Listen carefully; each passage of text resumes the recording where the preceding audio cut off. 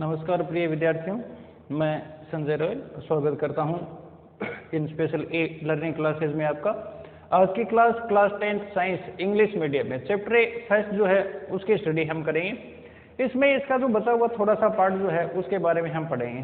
First chapter जो है इसमें हम पढ़ रहे हैं फूड एंड ह्यूमन हेल्थ जो है उसके बारे में, यानी फूड जो है वो कैसे हमारी हेल्थ को अफेक्ट करता है, उसके क्या क्या लाभ है या हमारे लिए क्या क्या फूड के यूजेज हैं, और उनमें यदि फूड की पूरी तरह से आपूर्ति वगैरह नहीं हो पाए, रिक्वायरमेंट जो है वो कंप्लीट नहीं हो इसेंशियल कंपोनेंट की, तो उस कंडीशन में क्या अफेक्ट जो है वो शरीर पर पड़ते हैं या क्या अफेक्ट उत्पन्न होते हैं जिनको हम मल न्यूट्रिशन कहते हैं, उनके बारे में पढ़ा था। फिर कुछ अन्य चीज़ें जैसे इंटॉक्सिकेंट मटेरियल जो हैं वो हमारी हेल्थ को कैसे अफेक्ट करते हैं उनमें हम पढ़ रहे थे। इंटॉक्सिकेंट में हमने स्टडी के थे गुटखा, टोबैको, तंबाकू या फिर अल्कोहल जो है उनके बारे में पढ़ लिया था। इसके बाद में एक और इंटॉक्सिकेंट मटेरियल जो है जो ह्यूमन हेल्थ को अफेक्ट करता है उसकी स्टडी हम आज करेंगे, वो है ओपियम। ओपियम या जिसको अफीम कहा जाता है या नॉर्मल अपनी जो लोकल लैंग्वेज है इसमें इसको अमल भी कहा जाता है। तो ये ओपियम जो है या अमल जो है वो नशे के लिए काम में लिया जाता है या इसके कारण से व्यक्ति जो है इसके नशे का एडिक्ट हो जाता है। ओपियम एक प्लांट है, उसमें कई सारे एल्केलॉइड मिलते हैं और वो एल्केलॉइड जो है वो इंटॉक्सिकेंट नेचर के होते हैं। अब ये ओपियम का जो प्लांट है इसका एक तो बोटनिकल नेम जो है वो ध्यान में रखना है, ये है पेपेवरे सोमनीफेरम। सॉरी, एस जो है वो स्मॉल में आएगा क्योंकि स्पीसीज का नाम जब भी हम लिखते हैं तो उसमें पहला लेटर या सारे लेटर जो हैं वो स्मॉल में ही आते हैं। तो पेपेवरे सोमनीफेरम ये इसका बोटनिकल नेम या साइंटिफिक नेम जो है वो हो गया। अब ये किससे प्राप्त होता है उसकी स्टडी हम करेंगे, यानी वो ऑर्गन या वो पार्ट जिससे हमें ये ओपियम का जो यूजफुल पार्ट है वो हमें ऑब्टेन होता है। तो वो पार्ट है इसका रॉ फ्रूट्स। इसके रॉ फ्रूट या कच्चे फल जो होते हैं इनको डोडा कहा जाता है, और ये जो कच्चे फल है इनके ऊपर जब चीरा लगाते हैं तो चीरा लगाने पर इनसे लेटेक्स जो है वो ऑब्टेन होता है। लेटेक्स मिल्क लाइक होता है, दूध जैसा होता है, जिसे फिर बाद में गर्म करके और फिर तैयार कर लिया जाता है अम्ल के रूप में। तो रॉ फ्रूट जो है उसके ऊपर चीरा लगाते हैं, कट लगाते हैं, तो कट लगाने से जो लेटेक्स निकलता है वो इसका यूजफुल पार्ट हो गया। इसके बाद में इसमें ध्यान में रखने हैं इसमें मिलने वाले एल्केलॉइड्स। एल्केलॉइड्स जिनका मेडिसिनल यूज जो है वो भी होता है। इसमें मेनली कई सारे एल्केलॉइड जो है वो इसके अंदर मिलते हैं, लगभग 30 अलग अलग डिफरेंट टाइप के एल्केलॉइड जो है वो इसमें मिलेंगे, लेकिन मेनली दो नाम जो है वो ध्यान में रखने हैं, मोर्फिन एंड कोडेन। ये मोर्फिन और कोडेन इसमें मिलने वाले मेन एल्केलॉइड हैं। इसके अलावा और भी कई सारे एल्केलॉइड जैसे पेपेवरिन, सोमनीफेरिन, निकोटिन, ये भी इनके अंदर मिलते हैं, लेकिन नाम इन दो को ही ध्यान में रखें। इनकी मेडिसिनल वैल्यू जो है वो क्या है, एक तो उसको ध्यान में रखोगे। मोर्फिन जो है वो पेन किलर के रूप में काम में लिया जाता है। पेन किलर खास तौर से ऑपरेशन वगैरह करते हैं, सर्जरी करते हैं, तो उनमें जो चीरा लगाते हैं, चीरा लगाने पर दर्द वगैरह नहीं हो उसके लिए पहले पेन किलर इंजेक्ट किए जाते हैं बॉडी में, उसमें मेनली मॉर्फिन का यूज जो है वो किया जाता है। तो ये पेन किलर के रूप में काम में आता है। और कोडेन जो है ये कफ ट्रीटमेंट के लिए जो दवाइयाँ वगैरह ली जाती हैं, मेडिसिन वगैरह ली जाती हैं, उनमें ये काम में आता है। तो कोडेन जो है उससे कफ का ट्रीटमेंट करते हैं और मॉर्फिन जो है वो पेन किलर के रूप में काम में लिया जाने वाला एक एल्केलॉइड हो गया। तो ये इतनी चीजें, एक इसका बोटनिकल नेम या साइंटिफिक नेम, एक रॉ फ्रूट जो इसका यूजफुल पार्ट है वो, और मिलने वाले एल्केलॉइड, ये ध्यान में रखोगे। इसके अलावा एक और चीज ध्यान में रखनी है, हेरोइन। ये एक सिंथेटिक इंटॉक्सिकेंट होता है, नेचर में जो मिलता है उसमें थोड़ा बहुत बदलाव करके इसे तैयार किया जाता है और बहुत ज़्यादा हानिकारक होता है। बड़े शहरों वगैरह में लोग जो है वो इसका नशा करते हैं, सफ़ेद पाउडर के रूप में ये मिलता है हेरोइन, और इसे सूंघकर इसका नशा किया जाता है। वो मॉर्फिन से ही बनता है। मॉर्फिन का जब डाई एसिटिलीकरण कर लेते हैं या एसिटाइलाइजेशन जो है वो कर लिया जाता है तो उससे क्या तैयार होता है, हेरोइन तैयार होता है। तो ये एक तरह से मॉर्फिन का ही ट्रांसफॉर्मेंट हो गया या इसका एक रूपांतरित रूप जो है वो हो गया जिसका लोग नशे के लिए यूज करते हैं। तो इस तरह से इंटॉक्सिकेंट में ये इतनी बातें जो है वो आ गई। इसके बाद में इसके हार्मफुल इफेक्ट जो है वो बॉडी पर वो देखें, उनकी बात कर रहे हैं तो वो हार्मफुल इफेक्ट जो है वो क्या होंगे। तो एक तो ओपियम या अफीम जो है लोग इसकी मनवार वगैरह करते हैं। पश्चिमी राजस्थान में हम जोधपुर, जैसलमेर, नागौर इस तरफ के हिस्सों की यदि हम बात करें तो वहां पर जब भी कोई शादी समारोह वगैरह होता है तो वहां पर लोग आने वाले मेहमानों की अवभगतें करते हैं और उनकी वो मनोहार करते हैं। उनको पीने के लिए अफीम वगैरह जो है वो दिया जाता है क्योंकि ये पेन किलर के रूप में काम में आता है और इससे शरीर में थकावट नहीं आती, ऊर्जा का जो एहसास है वो लोगों में होता है या शरीर के अंदर होता है। लेकिन पहले इसका यूज जो है वो थोड़ा थोड़ा किया जाता है, उसके बाद में यदि लगातार इसका यूज किया जाए तो हार्मफुल इफेक्ट इसका ये होगा कि लोग या उसका जो शरीर है, उसकी जो बॉडी है वो क्या हो जाती है, उसकी हैबिचुअल हो जाती है। और उस कंडीशन में उसे यदि ओपीएम या अफीम नहीं मिले, मोर्फिन बॉडी को नहीं मिले, तो बॉडी जो नॉर्मली काम करनी चाहिए वो काम नहीं कर पाती है। तो इसकी लत लगना, इसका हैबिचुअल होना या एडिक्ट होना, ये इसका सबसे बड़ा नुकसान है। इसके अलावा एक और जो इसका नुकसान होगा वो होगा इम्यूनिटी सिस्टम को। ये बॉडी का जो इम्यूनिटी सिस्टम है उसे इम्यूनिटी सिस्टम को ये कमजोर कर देता है या वीक कर देता है। और इसके कारण से जो अफीम का सेवन करने वाले व्यक्ति हैं वो बाद में ज्यादा उम्र पड़ने के बाद में बार बार बीमार रहने लगते हैं, उनमें कई तरह के रोग जो हैं वो होने लगते हैं। उसका सीधा सा कारण है इम्यूनिटी सिस्टम को वीक करना। तो इसका इफेक्ट जो है वो किस पर पड़ेगा, इम्यूनिटी सिस्टम पर। एक इस चीज को ध्यान में रख लें। तो इसमें ये छोटी छोटी बातें जो है उनको ध्यान में रखोगे। मुख्य रूप से देखें, papaver somniferum, botanical name of opium, useful part of opium, raw fruit latex, raw fruit से निकलने वाला लेटेक्स, रो फ्रूट जो सिक्रेट करते हैं लेटेक्स को वो एल्केलॉइड, मोर्फिन और कोडीन। यूज इनका morphine as a pain killer and a codeine as cough medicine use. Heroin morphine का ही रूप होता है, सिंथेटिक इंटॉक्सिकेंट है। और इसका हार्मफुल इफेक्ट जो है वो क्या होगा, it weak the immunity system. ये वीक बॉडी का जो इम्यूनिटी सिस्टम होता है उसको कमजोर कर देता है। तो यहाँ पर हमने ये ओपीएम या फिर इंटॉक्सिकेंट वगैरह जो है उनके बारे में स्टडी की। इसके बाद में आगे का जो पार्ट है उसमें कुछ बस थ्योरेटिकल चीजें हैं, नोट्स वगैरह में आपको जो लिखा हुआ है उनकी एक बार स्टडी कर लें, बस कोई ज्यादा विशेष बातें उनमें है नहीं। कुछ थोड़ी बहुत बातें जो है उनको देख लेना, बुक में थोड़ा विस्तारित रूप से दिया हुआ है, लेकिन एग्जाम के लिहाज से हम देखें तो कोई ज्यादा विशेष बात उसमें नहीं है, बहुत कम पूछते हैं। जैसे यहाँ पर टॉपिक जो है वो दिया होता है अदर इंटॉक्सिकेंट, दूसरे प्रकार के इंटॉक्सिकेंट्स वगैरह जो हथियार हमने पढ़े हैं वो मेन इंटॉक्सिकेंट जो है उनके अलावा भी। तो इनके अलावा यदि हम देखें तो कई सारे और भी चीजें जो हैं वो इंटॉक्सिकेंट के रूप में लोगों के द्वारा काम में ली जाती है, नशा करने के लिए काम में ली जाती हैं। जैसे कोकेन या भांग, गांजा, इस तरह की चीजें जो हैं इनका भी लोग यूज करते हैं। इसके अलावा एक और विशेष मटेरियल आता है इसमें इंटॉक्सिकेंट मटेरियल, वो है एलएसडी। एलएसडी एक महंगा नशा करने वाला ये पदार्थ होता है और इसका बॉडी के ऊपर बहुत ज्यादा इफेक्ट होता है, ये बहुत तेज नशा उत्पन्न करता है। इसका पूरा नाम जो है वो ध्यान में रखना है, लाइसर्जिक एसिड डाइएथिल एमाइड। तो लाइसर्जिक एसिड डाइएथिल एमाइड ये इसका पूरा नाम है। बस केवल ये बात इसमें थोड़ी सी पूछ लेते हैं, इसको ध्यान में रख लें। एलएसडी जो सामान्यतः इसका भी यूज भी होता है, इसका खास तौर से किसी व्यक्ति का, किसी मनुष्य का, पर्सन का जब बॉडी जो लाई डिटेक्टिंग टेस्ट किया जाता है उसमें शरीर को पहले सुन्न कर दिया जाता है, उससे फिर कुछ सवाल वगैरह पूछे जाते हैं और इसका नशा इतना तेज होता है कि उसका माइंड या ब्रेन जो है उसकी मैकेनिज्म पूरी तरह से क्या हो जाती है, रुक जाती है। वो सोचकर कोई जवाब नहीं देता, उसके दिमाग में पहले से कोई बात है तो वो उसे बता देगा। इस तरह से लाई डिटेक्टिंग टेस्ट जो है उसमें एलएसडी का यूज जो है वो किया जाता है। तो इसमें ये अदर इंटॉक्सिकेंट है। इसके अलावा कई मेडिसिन जो हैं, मेडिसिन इनका भी यूज जो है वो लोग या यूज क्या इसे मिस यूज कर सकते हैं, वो मिस यूज जो है वो करते हैं लोग नशे के लिए।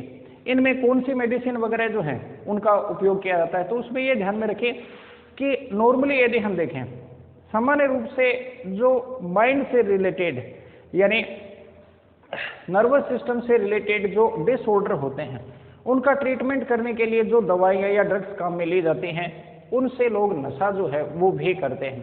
इसके अलावा नींद वगैरह, जैसे नींद नहीं आती है किसी को लगातार है, तो नींद आने की जो टेबलेट होती हैं उनको, ऐसी जो टेबलेट वगैरह होती हैं वो नशा करने के लिए भी काम में ले जाते हैं। इनमें दो आप ध्यान में रख लें, दो एग्जाम्पल है, एक है डाइजीपाम एंड सेकेंड है नाइट्रोजेपाम। ये दो जो ड्रग हैं इनका लोग या मेडिसिन है इनका लोग जो है वो नशे के लिए भी काम में इनको लेते हैं। इसके अलावा कई बार बड़े शहरों वगैरह में यदि हम देखें जहाँ पर गरीब तबके के लोग होते हैं, रोड के साइड में रहने वाले जो बच्चे वगैरह होते हैं, वो और भी कई सारी दूसरी चीज़ें, क्योंकि ये नशा, ये इंटॉक्सिकेंट जो हमने पढ़े हैं, ट्रेडिशनल इंटॉक्सिकेंट जो पढ़े हैं, इनको खरीदने के लिए जब उनके पास में पैसा नहीं होता है तो वो कुछ नॉन ट्रेडिशनल टाइप के मटेरियल जो हैं उनको भी वो काम में लेने लगते हैं। जैसे सोल, जूते का सोल चिपकाने का जो सोल चिपकाने के लिए जो मटेरियल आता है उसको वो काम में लेते हैं। या फिर करेक्शन फ्लूइड जो आता है, कॉपी वगैरह में हम लिखते हैं कोई चीज़ थोड़ी सी खराब हो जाती है तो उसको हम वाइट इंक जो है उससे क्या कर देते हैं, मिटाकर करेक्ट करते हैं। वो करेक्टिंग फ्लूइड जो है उससे भी लोग जो है वो नशा करते हैं, उसको सूंघ कर जो है वो नशा किया जाता है।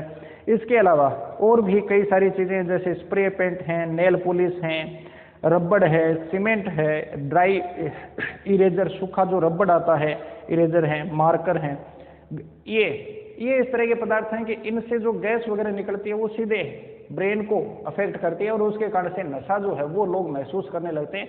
लेकिन ये सारी चीज़ें बहुत ज़्यादा घातक या बहुत ज़्यादा हानिकारक होती हैं और कई बार इनके पॉइजनस इफेक्ट के कारण से जो पर्सन है उसकी डेथ भी हो जाती है। इसलिए किसी भी तरीके से इन चीज़ों का यूज जो है वो नहीं करना चाहिए, चाहे कोई सा भी इंटॉक्सिकेंट हो। अब इंटॉक्सिकेंट वगैरह के बारे में हमने पढ़ा, फिर इसके बाद में ह्यूमन हेल्थ को अफेक्ट करने वाला जो लास्ट टॉपिक है उसके बारे में इसमें हम स्टडी करेंगे इस चैप्टर में, वो है एडल्ट्रेशन।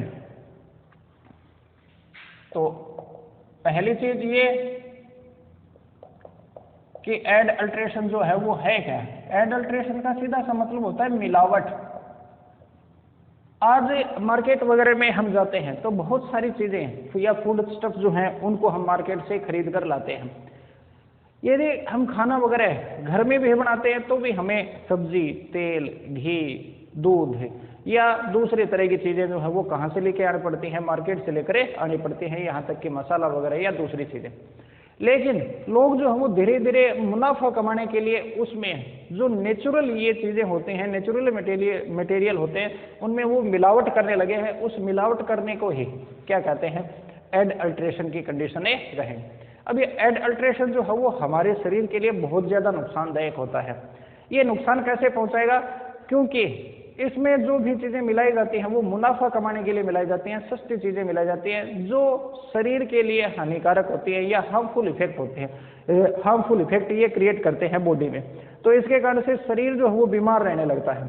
और मिलावट की जो विशेष स्थिति है उसमें कई बार लोगों की मिलावटी खाद्य सामग्री खाने से मृत्यु भी हो जाती है, डेथ भी हो जाती है, या वो बीमार पड़ जाते हैं। और स्थिति उस समय और भी बुरी हो जाती है जब हम मार्केट में जाते हैं और वहाँ पर खाना, मिलावटी खाना खाने से हम बीमार हो गए।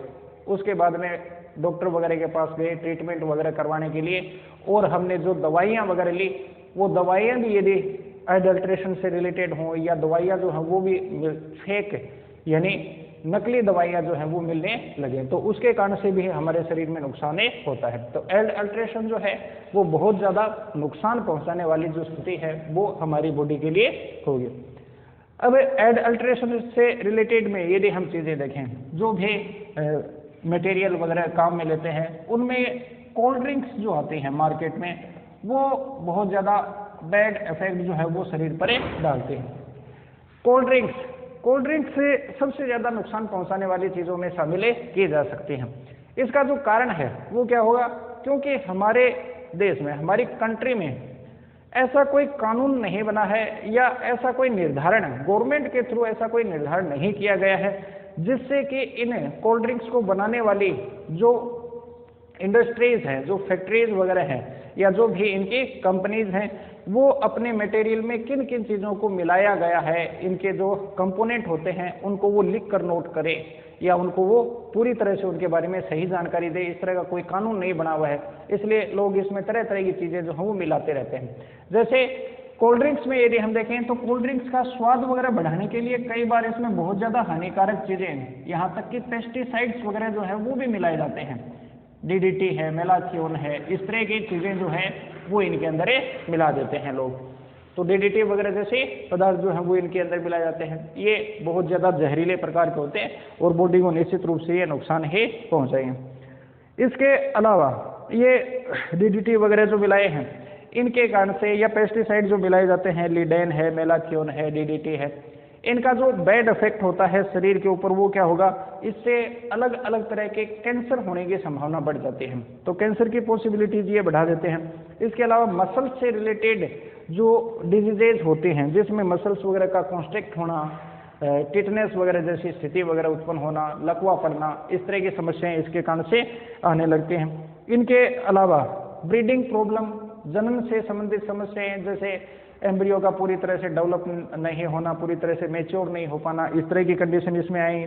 इनके अलावा भी और भी कई तरह के डिसऑर्डर जो नर्वस सिस्टम से रिलेटेड होते हैं या फिर इम्यूनिटी सिस्टम से रिलेटेड होते हैं वो इनके कारण से होने लगते हैं। इसके अलावा पेस्टिसाइड के अलावा इनमें एक और चीज फॉस्फोरिक एसिड जो है वो भी मिलाया जाता है। और कोल्ड ड्रिंक्स वगैरह में ये जो फॉस्फोरिक एसिड मिलता है ये टीथ वगैरह को बहुत ज़्यादा नुकसान पहुंचाता है। एसिड जो है वो एसिडिटी उत्पन्न करते हैं, इसके कारण से इरिटेशन जो है वो होने लगती है स्टोमक में या फिर इंडाइजेशन वगैरह की कंडीशन होने लगती है। और दूसरा एसिड जो है वो बोन और टीथ दोनों को ही नुकसान पहुंचाते हैं। तो शरीर की हड्डियां जो है वो कमजोर होती हैं और दांत वगैरह जो है उनके ऊपर भी खास तौर से इनका बुरा प्रभाव जो है वो पड़ता है। तो इस कारण से फॉस्फोरिक एसिड जो इसका एक कंपोनेंट होता है वो भी नुकसान पहुंचाता है। इसके अलावा इनमें एक और पॉइजनस या फिर कह सकते हैं हार्मफुल केमिकल जो है वो मिलता है, जो है ग्लाइकोलिक एसिड। तो ग्लाइकोलिक एसिड जो है वो भी इसका एक कंपोनेंट होता है, ये भी इसमें नुकसान पहुंचाएगा। या फिर इसको हम कह सकते हैं ग्लाइकोलिक एसिड से बना हुआ एथिलीन ग्लाइकोल। तो दोनों एक ही बातें हैं, चलिए एथिलीन ग्लाइकोल जो है इसके रूप में लिख लें। तो एथिलीन ग्लाइकोल ये भी हानिकारक सब्सटेंस होता है, इसको स्वीट पॉइजन कहते हैं। इसके कारण से कोल्ड ड्रिंक जो है उसमें विशेष तरह की मिठास वगैरह जो है वो महसूस होती है और उसके कारण से कोल्ड ड्रिंक्स जो है वो पीने की एक तरह से लत या आदत पड़ जाती है और यही इसी कारण से इसको स्वीट पॉइजन कहा जाता है। लेकिन ये भी बहुत हार्मफुल केमिकल होता है और इसके कारण से ये एथिलीन ग्लाइकोल वगैरह जब लिया जाता है या कोल्ड ड्रिंक में मिला होता है तो उसके कारण से भी स्टोमक में इरिटेशन होना या ब्रेन में सेंसेशन, इरिटेबिलिटी, एसिडिटी वगैरह इस तरह के इफेक्ट जो है वो इसके कारण से होने लगते हैं। इसके अलावा कोल्ड ड्रिंक वगैरह जो है वो देखने में थोड़े से चमकदार दिखे, उनका कलर जो है वो थोड़ा सा अट्रैक्टिव हो, उसके लिए उनमें पीबी या लेड यानी सीसा जैसी हानिकारक चीजें भी मिलाई जाती हैं जो नॉर्मली पेंट वगैरह में होते हैं। इनके कारण से शाइनिंग आती है। तो कोल्ड ड्रिंक्स वगैरह में या फ्रूट जूस वगैरह जो होते हैं वो थोड़े से शाइनिंग लिए हुए दिखे, साफ साफ दिखे, उसके लिए उनमें क्या मिलाते हैं, लेड वगैरह की मिलावट करते हैं। लेकिन ये लेड जो है वो बहुत ही ज़्यादा हानिकारक एक मेटल है, तो बहुत ज़्यादा पॉइजनस मेटल होता है ये और इसके कारण से नर्वस सिस्टम, ब्रेन, मसल्स और लीवर इस तरह के जो ऑर्गन होते हैं वो बहुत ज़्यादा प्रभावित इसके कारण से होते हैं। तो ये इस तरह से कोल्ड ड्रिंक जो है इनका यूज करना जो है वो नॉर्मली ट्रेडिशन इनका बना हुआ है, लेकिन नॉर्मली देखें तो ये हेल्थ के लिए क्या होते हैं, बहुत ज़्यादा हार्मफुल होते हैं। इसके अलावा कोल्ड ड्रिंक के अलावा भी यदि हम देखें जैसे हमारे यहाँ पर मिल्क वगैरह जो मिलता है मार्केट में वो भी कैसा है, मिलावटी प्रकार का मिलता है। मार्केट से हम दूध वगैरह जो लेकर आते हैं उसमें कई तरह की चीज़ों की मिलावट की जाती है। ये मिलावट इसलिए की जाती है ताकि वो दूध लंबे समय तक सुरक्षित रहे। या सिंथेटिक मिल्क होते हुए भी उसमें मलाई वगैरह जो उसी तरह से आए, उसमें फैट वगैरह उसी तरह से आए, उसके लिए व्यापारी वगैरह जो हैं दूध बेचने वाली या कंपनियां वगैरह जो हैं उसमें कई तरह की हानिकारक चीज़ें मिलाती हैं, जैसे कि इसमें यूरिया या वेजिटेबल ऑयल वगैरह जो है उस तरह की चीज़ें भी मिलाई जाती हैं, ताकि उसके कारण से ये कैसा हो, लंबे समय तक सुरक्षित रहे। यहाँ तक कि इसमें सोडा वगैरह भी मिला देते हैं। सोडा वगैरह जैसी चीज़ें बहुत ज़्यादा हानिकारक होती हैं शरीर के लिए, लेकिन ये दूध के अंदर इनकी मिलावटें की जाती है। इसी तरह से घी या फिर वेजिटेबल ऑयल जो मार्केट में मिलते हैं उनका भी बहुत ज़्यादा बुरा प्रभाव पड़ता है हमारे स्वास्थ्य पर, क्योंकि उनमें भी मिलावट वगैरह जो है वो आती है। यहाँ तक कि कई बार सस्ते तेल, पाम ऑयल या दूसरे लिनसीड ऑयल, अलसी वगैरह का तेल जो खाने के लिए नहीं काम में लिए जाते हैं, ऐसे तेलों की मिलावट जो है वो सरसों के तेल में या दूसरे जो वेजिटेबल ऑयल आते हैं उनके अंदर कर दी जाती है। तो इस कारण से भी ये नुकसान वगैरह पहुंचाते हैं। मावा वगैरह से बनी हुई मिठाइयाँ वगैरह जो हम खरीदते हैं, मावा जो है वो भी बहुत ज़्यादा मिलावटी आता है, और उसके कारण से भी इस तरह की मिठाइयाँ जो हैं वो भी क्या करती हैं, नुकसान ही पहुँचाते हैं शरीर को। तो इस तरह से देखें तो हर प्रोडक्ट जो है, यहाँ तक कि सब्जियाँ जो नेचुरली होती हैं या फ्रूट्स वगैरह जो नेचुरली होते हैं उनमें भी मिलावट वगैरह कर देते हैं उनको लंबे समय तक बनाए रखने के लिए। उनमें कई सारे केमिकल वगैरह जो हैं उनका यूज किया जाता है। जैसे गोभी है, मार्केट में जो गोभी आती है फूल गोभी, वो सफ़ेद दिखे और थोड़ी यदि अलसा जाए तो भी, या पुरानी हो जाए तो भी वो अलसाए नहीं, उसमें ताजगी वगैरह ऐसी बनी रहे जिससे ये लगे कि ये गोभी जो है वो आज की तोड़ी हुई है या आज ही इसे खेत वगैरह से लाया गया है, इस तरह की दिखे। उसके लिए उसके ऊपर कॉपर वगैरह का सोल्यूशन जो वो छिड़क देते हैं व्यापारी, और इस कारण से वो बड़े फूल जो है वो कैसे दिखते हैं, तरोताज़ा दिखते हैं या साफ दिखते हैं, चमकदार दिखते हैं, तो दिखने में वो आकर्षक लगती है। लेकिन कॉपर सोल्यूशन जो है वो शरीर के लिए हानिकारक होता है, तो सब्जी के साथ हमारे शरीर में पहुंच जाता है और उससे नुकसान पहुंचता है। इसी तरह से तरबूज वगैरह देखें तो उनके अंदर लाल रंग और मिठास ज़्यादा बनाने के लिए उसमें कई तरह के सॉल्यूशन जो हैं या फिर सिंथेटिक शुगर वगैरह जो है वो उनमें काम में लिए जाते हैं। उनका साइज बढ़ाने के लिए, उनका प्रोडक्शन बढ़ाने के लिए कई तरह के ऐसे केमिकल वगैरह काम में लिए जाते हैं जो शरीर के लिए बहुत ज़्यादा नुकसानदायक होते हैं। तो इस तरह से देखा जाए तो एल अल्ट्रेशन की जो कंडीशन है वो नुकसान बहुत ज़्यादा नुकसानदायक है शरीर के लिए। हालांकि इसे रोकने के लिए एक कानून जो है वो ज़रूर बनाया गया है इंडिया में 1954 में, जिसे पारित किया गया था, जो PFA कहलाता है। तो PFA क्या है, एक तो ये थोड़ा सा ध्यान में रख लें, PFA 1954, prevention of food L alteration, यानी फूड में एल अल्ट्रेशन को रोकने के लिए, प्रिवेंट करने के लिए ये एक्ट जो है वो तैयार किया गया है। तो prevention food L alteration act 1954 ये है 1954 में भारत के अंदर लागू किया गया, जिससे मिलावट वगैरह को रोका जा सके या उसके कारण से मुनाफा कमाने के लिए जो मिलावटी चीज़ें बढ़ाई जाती हैं उनको रोका जा सके, इसके लिए यह एक्ट जो है वो तैयार किया गया। लेकिन पूरी तरह से ये प्रभावी नहीं है। नौकरशाही वगैरह में या इन तरह दूसरी तरह की जो कमियां हैं उनके कारण से इसमें भी बहुत सारी कमियां जो है वो अभी तक बची हुई हैं, और उसके कारण से एडल्ट्रेशन जो है वो अब भी जारी है और बढ़ता ही जा रहा है।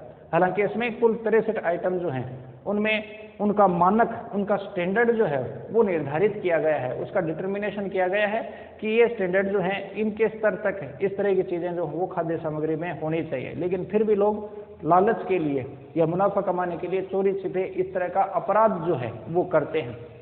तो इससे बचा जा सकता है हम अपनी स्व प्रेरणा से खुद जो है वो इन चीज़ों को ध्यान में रखें, ऑर्गेनिक फार्मिंग वगैरह जो है उसको हम अपनाएं। लेकिन फिर भी मार्केट से हमें बहुत सारी चीज़ें लेकर आनी पड़ती हैं, तो उनको हम ध्यान में रखें और उनके कारण से कोई नुकसान वगैरह हमारे शरीर को या किसी दूसरे को नहीं हो जाए, इन चीज़ों को जरूर ध्यान में रखोगे। तो इससे रिलेटेड कई बार ये ऐसे सा दिया हुआ है, एक लेख सा दिया हुआ है कि मिलावट जो है या एडल्ट्रेशन जो फूड है वो क्या है। हमें पढ़ते हैं इसको अपने एग्जाम के बेसिस पर, तो एग्जाम के बेसिस पर देखें इसमें से बहुत कम चीज़ें पूछी जाती हैं, बस थोड़े बहुत कोई क्वेश्चन वगैरह जो है वो पूछ लिए जाते हैं। बस एक बार इनकी रीडिंग लगा लें, मेन बातें जो है वो थोड़ी सी अंडरलाइन वगैरह करवाई हुई हैं। खासतौर से कोल्ड ड्रिंक में क्या क्या हानिकारक चीज़ें होती हैं उनके बारे में, या फिर PFA एक्ट जो है जो प्रिवेंट करने के लिए, फूड अल्ट्रेशन को प्रिवेंट करने के लिए ये एक्ट जो है वो तैयार किया गया है, जिसे कहा जाता है prevention of food adulteration act 1954। इनके बारे में आप ध्यान में रख लें। तो इस तरह से ये आज का जो अपना चैप्टर है वो कंप्लीट हुआ। मुख्य बातें इसमें जो हैं बताई हुई हैं उनको नोट कर लें, खास तौर से जैसे मल न्यूट्रिशन से रिलेटेड चीज़ें थी वो, या फिर उसके बाद में इंटॉक्सिकेंट मटेरियल जो हैं वो हमने पढ़े। उनमें तीनों चारों चीज़ें अफीम, ओपियम, गुटखा, टोबैको और एल्कोहल, उनके बैड इफेक्ट वगैरह हैं। ये कुछ इंपॉर्टेंट क्वेश्चन जो हैं वो इसमें बनते हैं, तो उनको उसी के अनुसार आप ध्यान में रख लें। ये थ्योरेटिकल चैप्टर था। इसके बाद में अगला चैप्टर जो है वो हम कल की क्लास में शुरू करेंगे। आज के लिए इतना ही, धन्यवाद।